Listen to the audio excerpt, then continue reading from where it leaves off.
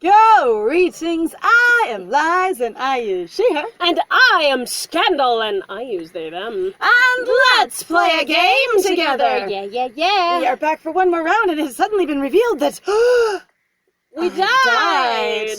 I guess I died. Because I can't do this with Corazon because Corazon doesn't care. I mean, Corazon could state it as I died. I died. There you are. Okay. I know this. Fascinating. Or they died. Who knows? The person that was me previously is dead. What? No. I know it as soon as the words settle into my bones, weighing me down. This doesn't upset me. This doesn't bother me. What is going on? Stop this. And making everything dark. No? No. I wonder why it is always such a bad time when in this game you find out that you died. Why is that I can feel it, the darkness of it. Why is it bad? You're alive now. Right? I think I've had too many resurrection stories in my life, or ones where, the characters were brought back to life, or they did come back to life, or whatever it was, and they were just happy about it. Right? They weren't really distressed. Maybe it was because they were aware or that they died. You don't know what to react. Just go, okay. It's sort of that thing with an amnesia of going, if they tell you, you died, you go, okay. Right? Well, also, okay, so in regards to people that I've ever heard of who've ever died, they tend to be pretty like, yeah, I survived. I came back to life. Uh-huh. They actually tend to be They tend happy. to have a lot of that. But I guess if you didn't know you died and someone told you, I don't know, I feel like if someone's like, yeah, you were on the operating table and you died for 5 minutes and I learned it like 6 years later or something, I'd be like, that's weird that I didn't know. Right? You're like, why wouldn't told me? my attending doctor go, hey, by the way? Okay, so instead of, I can feel it sinking into my bones, I go, why didn't Astra tell me? Right? Like, okay. Why didn't Astra tell me? Like, that would be amazing to just be like, Astra, excuse me. The reason I can't remember anything, the strange looks people give me in my neighborhood. Sorry, I'm not exactly, I guess this would then go more along with Astra basically hiding you from people then, because everybody will look at you really strange, which the second part then makes more sense, but the reason I can't remember anything, again, you do not care if you have amnesia. Period. Lisa, I've never met anyone or read about anyone again, who does. even with sometimes people who have short-term memory loss, again, the reason you care is because you go, the other person is distressed, or I need to be accountable for something that happened, or like it affected something, I need to know what happened. I can say this as somebody who experiences short-term memory loss because of stress. And I really do mean it. Like, it really is super frustrating because you're going, it interacts with other things, and I have no way of explaining literally what just happened because it's gone. And it's not a deep internal process. It's really not. Stop it. We haven't really talked about people giving us strange looks in our neighborhood much. Like, this isn't We haven't. We have literally no connection to our neighborhood at all, because based on all the information we had, both you and I were assuming that we never left home, really. I say, except customers coming into the shop and the pumpkin bread cellar. Yes. That is all we have. That is all we have. And the one person that stared at us and waved at us in Nadia's preparations. And again, we actually, the headaches, the missing memories. We've never had headaches in this entire route. See, in this route, we haven't, Nope. actually. In Julian's route, we did. We did. In this one, we do not. At all.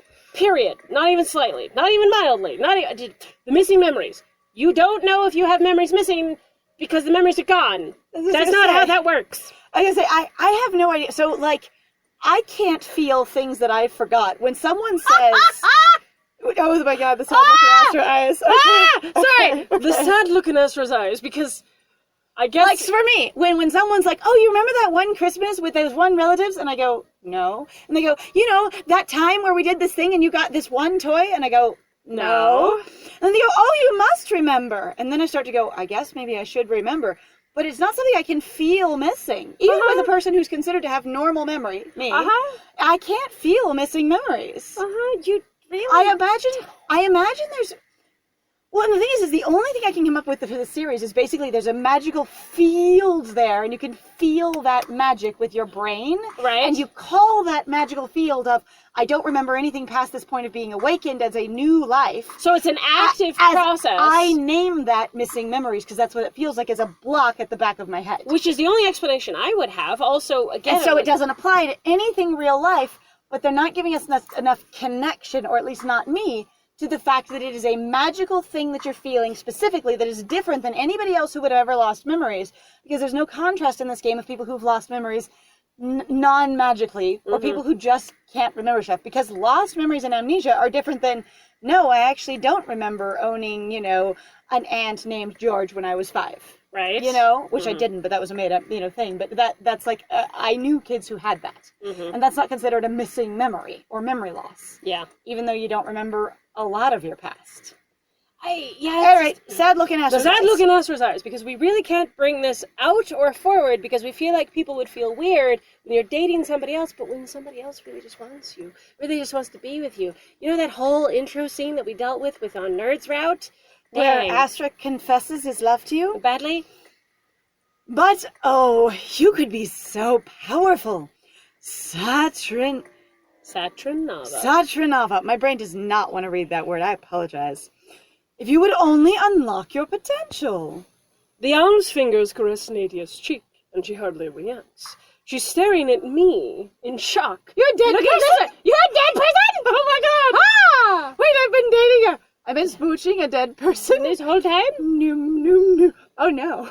Because the thing is we don't know how we've come back, or in what way, in what capacity, then that makes us alive. Okay, also though, if Astra was my friend and this was Astra's apprentice, I would be in my own head. So I am the person that runs off into like theories, you know, corners really, really quickly, but also into questions really, really fast. If I were Nadia, which obviously I'm not, I would be like, why the fuck didn't Astra tell me that their magician was a dead person? Their apprentice was a dead person. As far as I can tell, Nadia doesn't seem to have really any emotional connection to Astra, though, at all. So it does seem like everybody going, we have memory blocks. And I'm like, we've never talked about this at all. And everybody's acting like we've had this conversation before. Like when we ran into that thing with Julian going, yeah, with the missing memories. We're like, what are you talking about? What missing memories? What missing memories are you guys? To nobody else in this room. It was more obvious in Julian's room. Yes, it was because we ran into more people that talked about it. We did! Oh my god, she's staring at me in shock while the claw is going like this. You imagine that look, like you look at the other person, and there's this other person doing this, and they're going, and they're just looking at you, and you're like, you have this monster cartoon holding their face in one claw. And they're just staring at you. Surprise Pikachu face. You. I feel like there's a mix of priority. What are you... And the thing is I love it going, she's staring at me in shock. How do you know she's staring at me in shock and she's not reacting to the hand? Shock. That's why I'm like, again, I feel like the point of view here literally does nothing. You did first-person perspective, and you cannot help but do, like, first-person omniscient. Like, you just magically know everything else, and it's really distracting because it doesn't work well, and you keep going, I'm going to hide things, but I'm going to have things, I'm going to hide things, and it doesn't work for me. It's fine, shock. Corazon is nothing but a facsimile. A ghost. I think it's actually facsimile. Thank you. Facsimile. I don't know. Facsimile. Permit me to not know exactly how that word's pronounced. A ghost clinging to life. You have surrounded yourself with ghosts, have you not? Do you gravitate to lost causes, perhaps? Does Nadia have a savior complex? That seems ridiculous because Nadia keeps running away from stuff. I don't agree with that at all. So I really have to say, you guys, we were kind of casually talking about this, and I'm like, I'm done. I don't think Nadia, I believe purely that Nadia has been an excellent liar, and her visual presentation has been a good lie. But Nadia herself is quite literally deeply not interested in doing anything. She actually has no motivation to be involved or care about other people, and it's fine. She's interested in just herself, and that's okay. But, like, based on how she sounds like Julian. She sounds like, she sounds like Lucio, which is exactly basically how everybody else described him, going, he's deeply not connected, not involved. Sounds like neither were you. He's really You're exactly the same. He's only about his own self, except for she has external causes that are about her, and so she looks more selfless. She does. I'll say, I don't have the exact same interpretation of her as you, but there is a level of solidly going, you don't want to do any of this, you feel like you should do this, and you need or are supposed to do this. Yeah. And, like, you aren't interested. You're interested in riding your horses. You're interested in being opulent. You're interested in having access to things, and you want everything to be good around you. You're an entitled royal. You bet. I want to help people, says the billionaire man who continually keeps keeping things for himself. Look at me, I'm helping, but only where you want to help. And only in the ways that are basically what you've been first disposed to in your earliest education. Right, and I will say that in the sense, like, she's more magnanimous than Lucio seems to have been described, but basically in the end their behavior equates to almost the same thing, in my opinion. Like, but at the same time, she doesn't have to be. Okay, so again, it's a social difference. They can say, you're more magnanimous than Lucio because you do these things outside of yourself, except for... It's really just where it's applied. Okay, let me try and break this down really quick. Well, I was going to say, she's just more friendly in that sense. I'm not saying that she actually does things and is, like, helpful. So this is a big idea. I'm going to see what I can do. So one, she is more friendly. She's less she's less aloof and judgy or bitchy, right? Right. But two, so she has things that she does basically for herself. Mm-hmm. I want the city to be better, so I fix it for me. Yes. You know, the kind of thing of I want to have an idea that I've identified the problem, and it's the problem that Lucio's death is solved because it keeps hanging over my head and I keep having an issue with it. So I'm going to do it in the way that I think is appropriate for me. But it is out there with the people, so people go, oh, you're doing things for the people, even though it's for her. It has the side effect of doing things for the people. Yeah. Not necessarily really valuable things, but they are more valuable than Lucio throwing a party specifically for himself, but he still invites everybody, but it's more clear that he's inviting them to be a set piece for him rather than throwing the party for them. But she's throwing the party for them for herself in the way that you give a present to someone to see them react to it. For your own, basically response. That one. I was saying, anyway. And if you don't like it, All right. Do you gravitate to lost causes? Perhaps. Nadia shakes her head, coming to her senses. She slaps the priestess's hand away. Wow, during all of that talking, it was just sitting there on your face. Smack me. You did. There you go. Smack the hand away. Go away from me. Get. You are lying. I don't gravitate towards lost causes.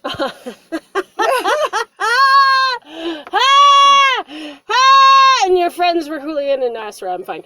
Her gaze falls to me, searching, but I can't lie to her. Okay. Would you need to? Why would I lie to her? What am I lying about? I swallow thickly and speak. No, I don't, but nice try. It's true. I think I died. Mm-hmm. Why is this a big fucking deal? I'm fine. Saying it out loud makes it sink in faster as my brain rapidly works to catch up. I feel like it might be a bigger deal because there's some cultural relevance to it that they've never connected us to. And the thing is that would be fine, but what I keep getting irritated by is I'm like, you do have a first-person character that could go, let me talk about the cultural practices and also... So one of the things is having an amnesiac works actually really well to have plot exposition thrown at you constantly, because your character goes, wait, what's that? And they go, oh, you don't know things, which would mean that you need to spend, and your first route, according to me then, based on that logic, would be you'd need to go date Astra. Because Astra would be the one that you would ask the most questions to and get the most answers from. Because as you go out from him, there are less people who will realize, / even remember, that you don't have memories. So they would be less inclined to go these things. Unless basically your character would go, you would have the options to ask more questions, and you would need to actively ask more questions, because otherwise you're going to be completely lost. I was going to say, everything seems to gravitate to the fact that you would need to be in a position where someone wants to basically expound on story and world building for you. Where if you are, quote, the straight man, you know, the layman. Yeah, the layman in the story. Where, the straight man also works too, though. As I say, but that's, that's more for comedy context more than just like... but at the same time, if you are the layman, if you are the outsider, then people bring you in, and that's how the audience gets exposition. Right. Because you're the main character, need it too. Which is why I said amnesiacs were great for that. But in Julian's route and Nadia's route, there's no reason for them to exposit for you because they see you as a competent adult of the physical age you appear. Yes. Because you are a business owner who is an apprentice magician who is whatever age you appear. Uh-huh. And they assume you grew up from an infant to that age, as all people do. Uh-huh. And you never tell them otherwise until maybe this far into the plot. Which sounds insane! At which point... I mean, and neither of them have connected to the fact that you seem really naive and disconnected from stuff because you are infinite wisdom of a child. You're weirdly hyper-competent. Magically, growed up with Astra's help. But yeah, Astra's route seems like it would be the logical place to start because nobody else, unless everyone else was going to understand that you need exposition about the world. Mm-hmm. Now, if you were brought into them in some way, introduced to them where they understood that you had basically been raised under a rock. They didn't necessarily understand you were only 3, but they understood that you'd been sheltered by a distant, inaccessible Astra, who is, teaching you, and you came from, the middle of nowhere before that. You magically just grew out of the ground, born in a barn, raised under a rock, kind of thing.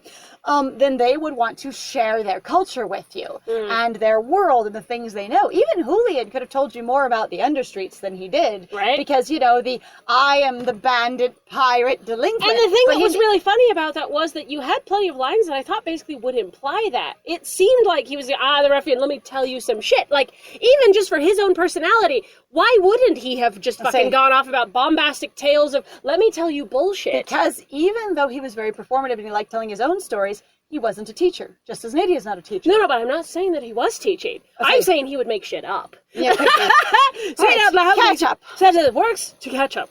3 years ago, I woke up and could barely string a sentence together. I had to learn to be a person again, step by step.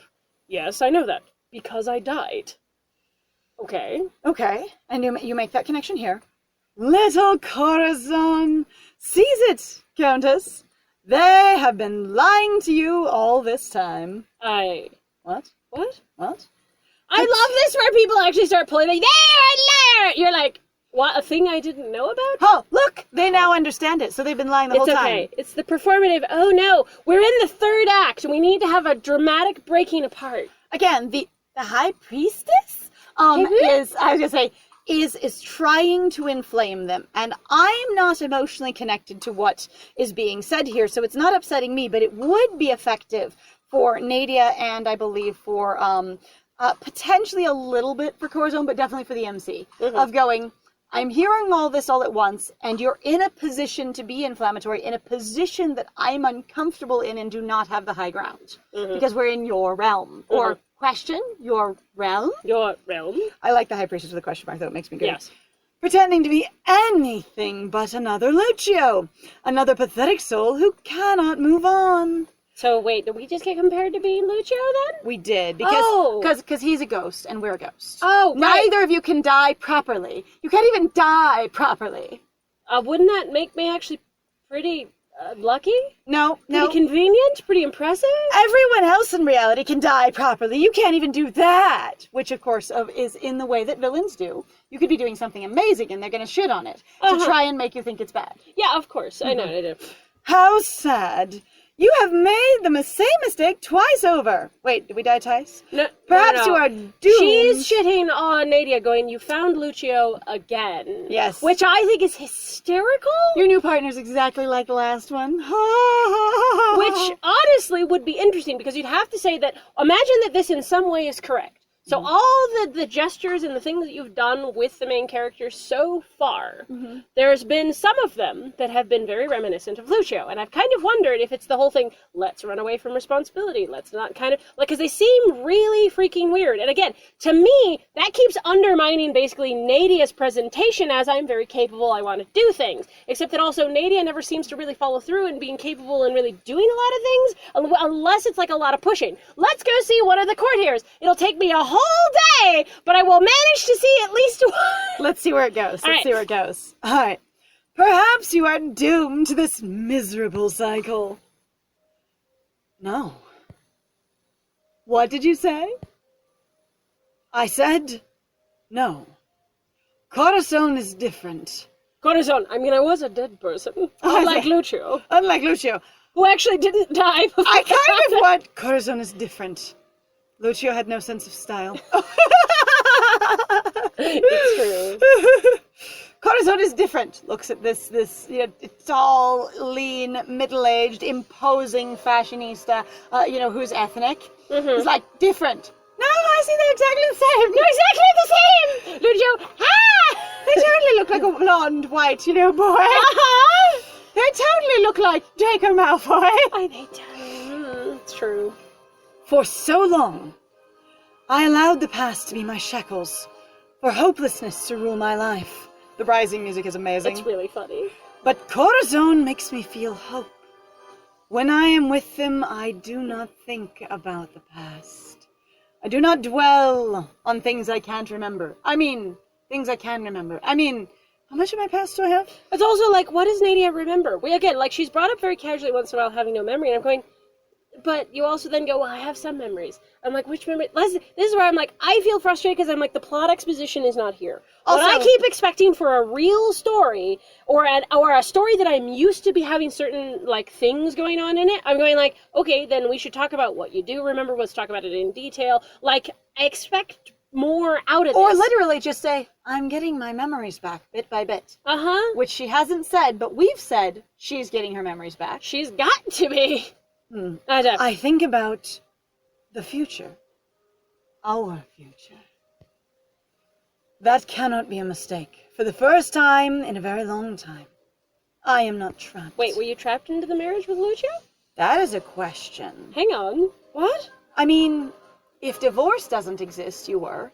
Yeah. You might not have been tricked or roped into it, but you were trapped once you got there. Right. Nadia smiles at me, and I feel the heavy shackles draped over my heart shattering to pieces.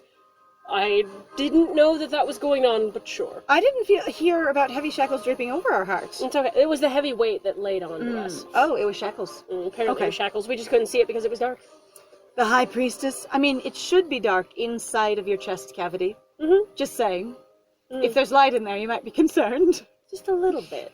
We'll feel like those Valdemar cows. swings in. I know I haven't been here the entire time, but... I mean, the thing that I think is really interesting is you'd be like, well, you could be like one of those cows. Where they have cut the holes into the sides of them so they can watch their process. You've never seen that before, have you?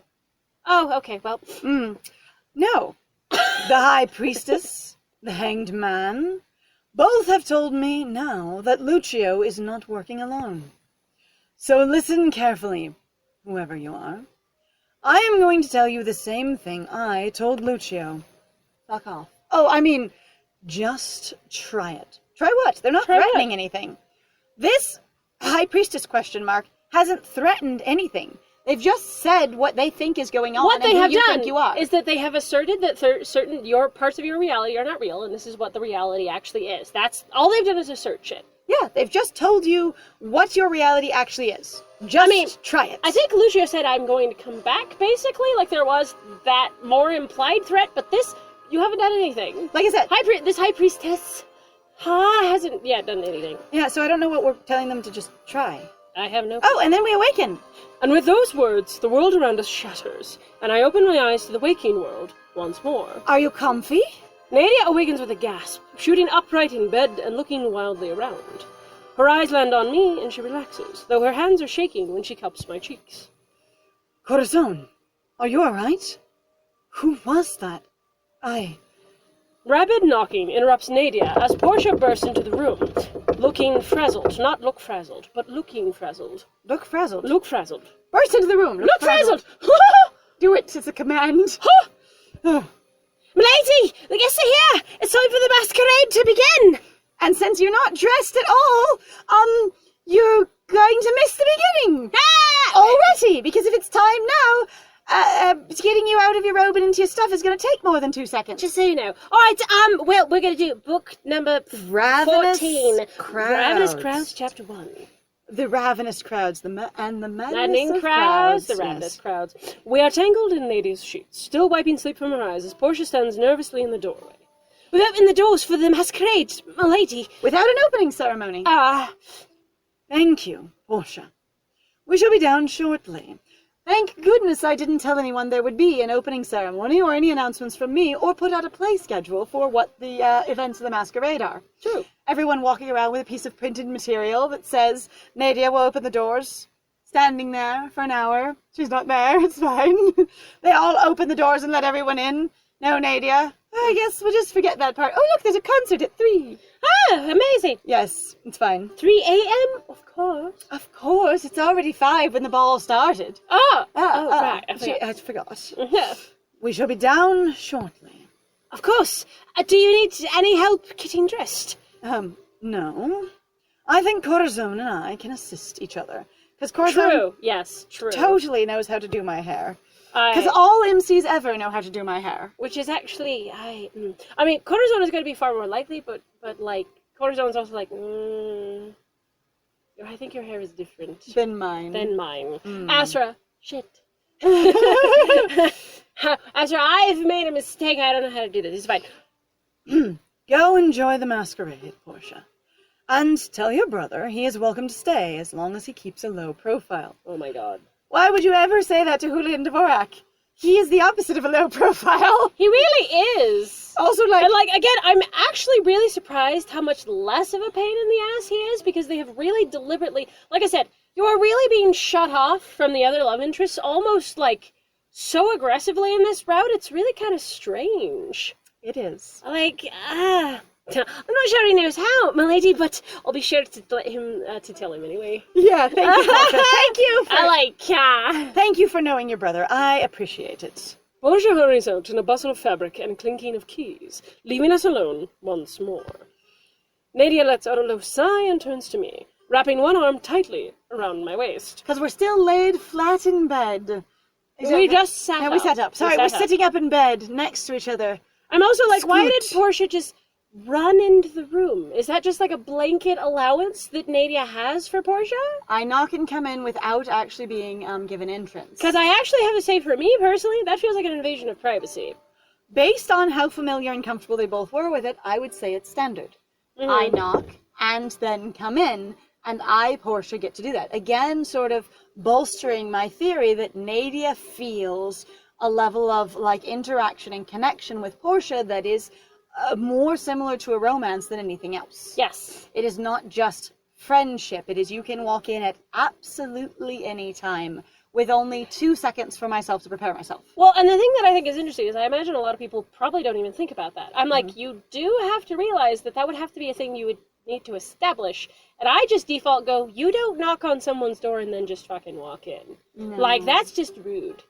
And I was also going to be like, for me, if I was going to think about it in a character sense, I imagine Corazon being like, this is like being parented by Asra, who's really like, I want to know everything about you, and then I will let you have nothing, basically, as it were. And I don't know what Asra is like. I don't know either. But I feel like Corazon, like if you bring someone into your room and someone else has blanket permission to enter your room, it invades that person's privacy and their boundaries as well. It does. So it is without Nadia going, I have servants that will be in and out, and us necessarily understanding that. Mm-hmm. Now, if we were also like indoctrinated to the idea of royalness and all servants just go in and out. Like, I've actually read a couple of books where there was I had to get used to the fact that there would just be a chambermaid, that there would just be someone dusting, that would just be someone changing the sheets. Like I said, where's the exposition? What I want is story and world exposition and everything else so I understand the boundaries of this game. I think one of the reasons it's frustrated me so much is there's so little of it that it relies so heavily on basically just not explaining anything,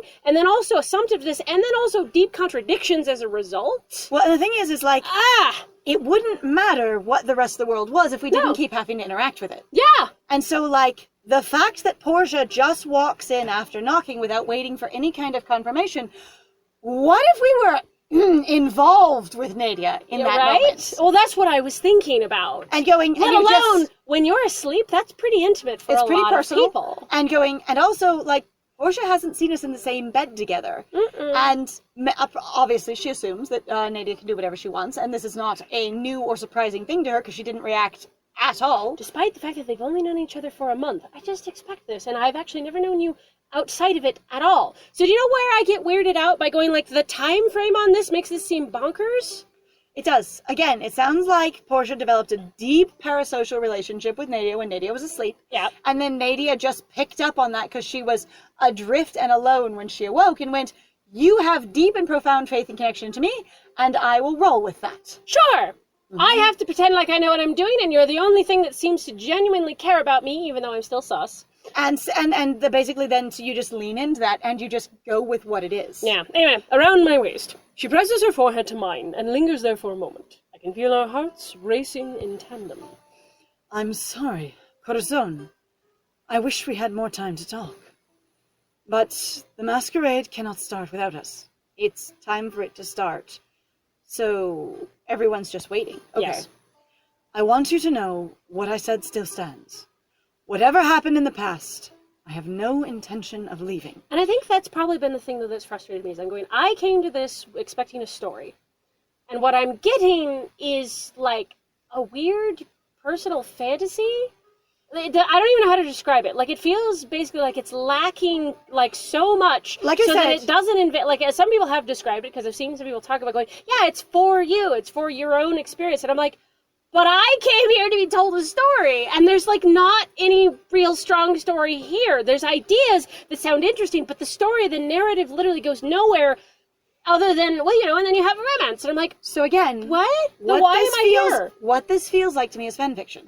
Yeah. It feels like it assumes you know what the castle's like, you know how many people are here, you know what the world's like, you know what these characters are like.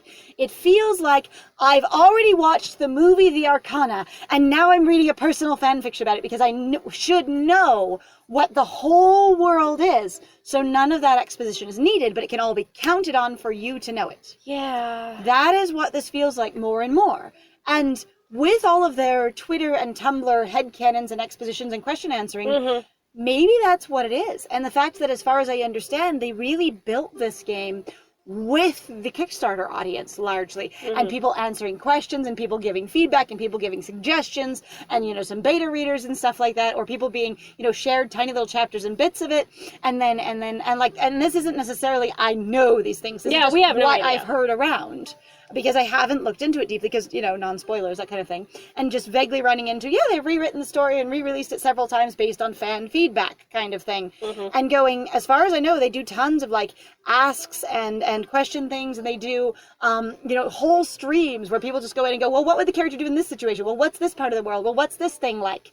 And they just answer it then and there, whatever they say, and that's then considered canon, even though it's never in the game. So again, to me, this feels, and for someone who's read, I think, a reasonable amount of fan fiction, when you read fan fiction without knowing the primary source, it feels baffling. Yeah. And when you know the primary source, unless all you the know stuff the is filled in. tropes, the tropes make sense, and that's why they're tropes. Tropes aren't inherently bad things, but, like, I'm frustrated because I keep going, I feel like I want there to be a greater and stronger story. I wanted a fucking full and complete narrative. A novel. A novel. I came here to actually have a novel and go, oh, you can interact with the novel and change sort of how some of the novel will work out. You can add sort of your own, as much within the confines of the story as you could, sort of your own flair to it. That's interesting. And yeah. But there's so little novel there. And I think if I look at this as fan fiction, then it probably will just be a lot easier.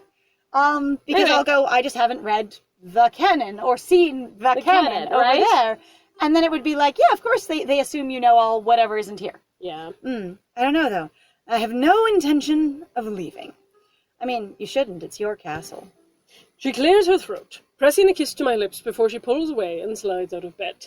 But we are going to have to deal with that in the next one. Thank you very much, everybody, for joining us for this bed escapade, as it were. Bedcapade! Bedcapade. We appreciate having you here. If you like what we do, please feel free to like, comment, subscribe, and also share our videos. It actually does a lot for us in regards to the YouTube algorithm. Any amount of interaction. So if you even have any other places or other people you like interacting with their videos, even if it's just liking it, actually does a lot in regards to the algorithm. To support them. Yep. Also, please feel free to go check out our Ko-Fi and our Patreon and our Twitch. We have some links in the description down below. We'd love to see you at one of those locations. And I have been Scandal. And I have been Lies. And it was great playing with you. Bye!